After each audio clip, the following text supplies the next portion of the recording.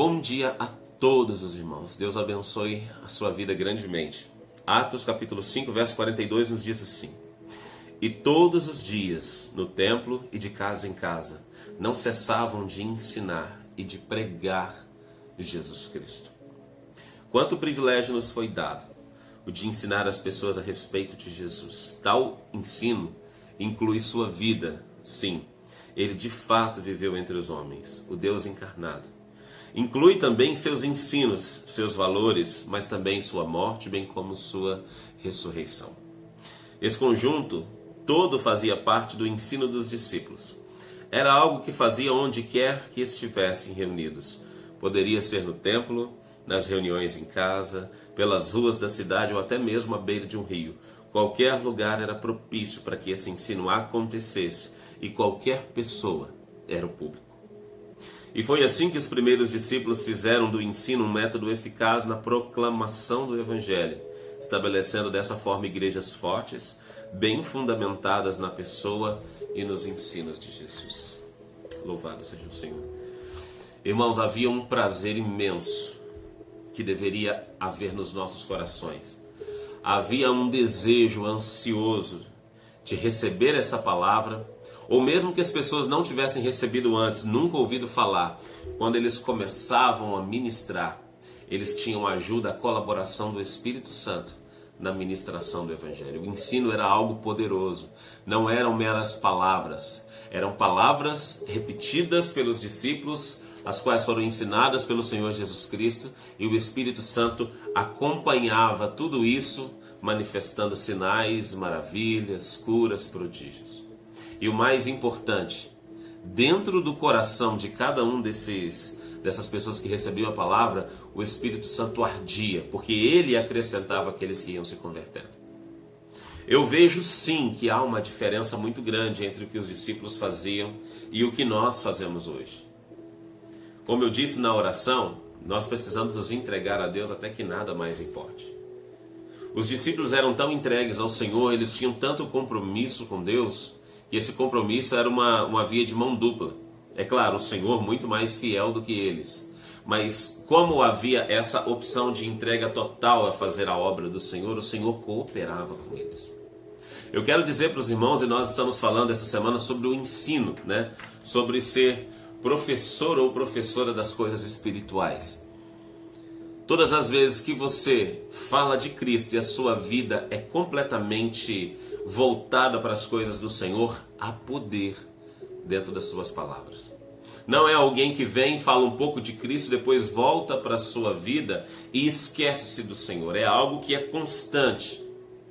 É algo que é continuado. Isso é tão poderoso, irmãos, que quando o número cresceu e as pessoas começaram a pedir mais ajuda, porque até o número de pobres também cresceu, obviamente, eles separaram diáconos para que cuidasse da mesa e eles continuassem na pregação do Evangelho, porque era algo constante e muito grande. O apóstolo Paulo não tinha sua esposa, mas o apóstolo Pedro, quando saía, ele já até levava a sua esposa, porque imagina só, passar dias, meses, até anos viajando, conduzindo o Evangelho a outras pessoas, ele já levava a sua família junto. E creio que os apóstolos, os demais apóstolos, muitos também faziam o mesmo. Porque Paulo disse em uma das suas cartas, falando sobre a sua defesa no Evangelho, sobre o direito de poder receber um salário, ele fala assim: será que só eu e Barnabé que não temos o direito de levar a nossa esposa como Pedro e os demais apóstolos? Irmãos, esses homens, eles estavam tão embebidos do Evangelho, tão cheios da presença, que qualquer coisa, qualquer pessoa, qualquer grupo, qualquer reunião, qualquer mesa, era a oportunidade de falar de Deus e de ver o manifestar poderoso de Deus nos corações. Pensa em algo que você levanta pela manhã e está borbulhando dentro do seu coração. Pensa num propósito que você sabe o que deve fazer e aquilo te dá tanta expectativa que o seu desejo é já sair e começar. Não é algo ritual. Não é algo que eles tinham que fazer e isso trazia para eles um peso. Era algo que realmente dava prazer, e quando eles faziam mais, eles queriam fazer a ponto até de entregar a própria vida e falar: não, podem me matar, mas eu não deixo de falar sobre isso. Os apóstolos ensinaram isso para muitos homens. A Bíblia fala sobre alguns que foram mortos, fala sobre Antipas, que foi fiel testemunho de Jesus. No livro dos pais da igreja, quando nós estudamos alguns pais da igreja, muitos deles morreram martirizados exatamente pelo mesmo motivo, porque eles tinham tanta vontade de falar sobre o reino de Deus e de entregar a vida por amor a Jesus Cristo, que eles morriam das formas mais terríveis e não negavam o Senhor. Irmãos, era algo que realmente mexia, era algo que realmente estava trabalhando na estrutura deles. Não era um trabalho, não era simplesmente uma obra. Era todo o desejo do coração deles, servir, adorar e se entregar pelo Senhor. E esse ensino, eu poderia caracterizar ele ou separar de duas formas produtivas. É o ensino pela palestra, que é o ensino que a maioria de nós fazemos hoje, é o que nós estamos fazendo aqui agora, né? O ensino por palestras, estudos bíblicos, pregações, é o ensino por fala. E o outro ensino, que é a segunda separação, seria o ensino pelo relacionamento.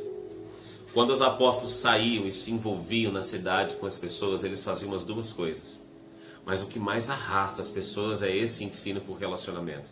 As pessoas se envolvem comigo, conhecem quem eu sou, sabem o que eu irei fazer, né? Conhecem a minha índole, conhecem a minha família e aprendem e querem viver da mesma forma para viver e ter aquilo que eu estou tendo. Irmãos, como é gostoso quando alguém se aproxima de você e fala assim: que paz eu sinto na sua casa. Que gostoso é estar perto de vocês, porque vocês transpiram Deus. Que coisa gostosa. Irmãos, as pessoas do mundo, quando se encontram com alguém que tem uma vida de intimidade com Deus, elas percebem a diferença. Porque elas já estão acostumadas a se envolver com pessoas lá fora de todas as formas. Elas já estão acostumadas a envolver com pessoas que correm atrás do dinheiro, correm atrás dos estudos, que são até pessoas boas, mas está todo mundo preocupado com a sua vida, com a sua saúde física, com os exercícios, nada de coisas ruins. Mas agora, quando eles encontram alguém, quando as pessoas do mundo descobrem alguém que tem uma intimidade com Deus, elas percebem aquilo de diferente. Há um contraste imediato na mente delas do que elas conhecem de mundo e de alguém que realmente está envolvido com as coisas do Senhor.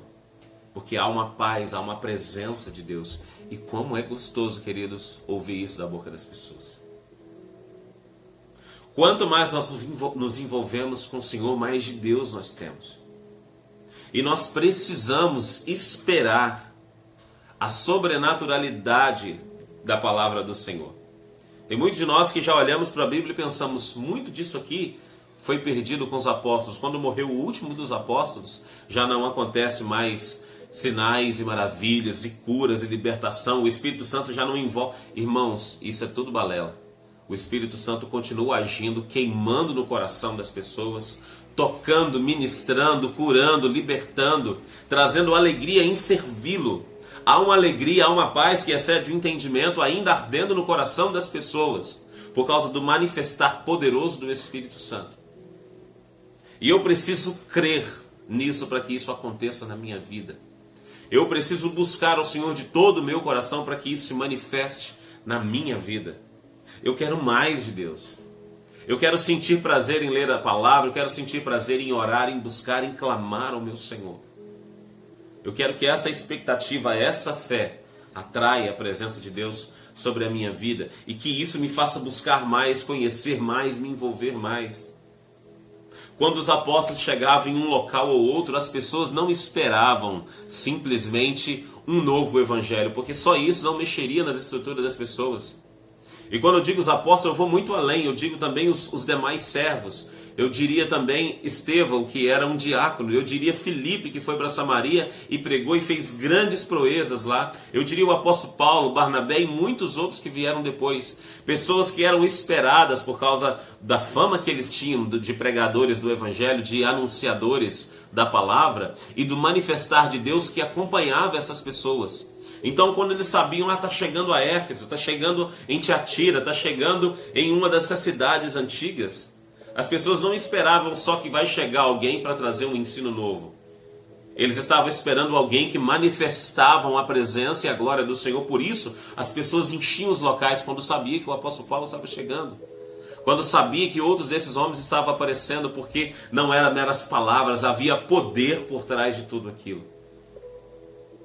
Que alguém vai dizer, pastor, mas isso não acontece mais nos dias de hoje. Irmãos, não acontece, porque nós não vivemos como a Bíblia nos ensina a viver. Essa manifestação de graça sobre a nossa vida, essa paz que nós recebemos, que excede todo o entendimento, que nos traz desejo de estar diante do Senhor dia após dia, já não acontece mais.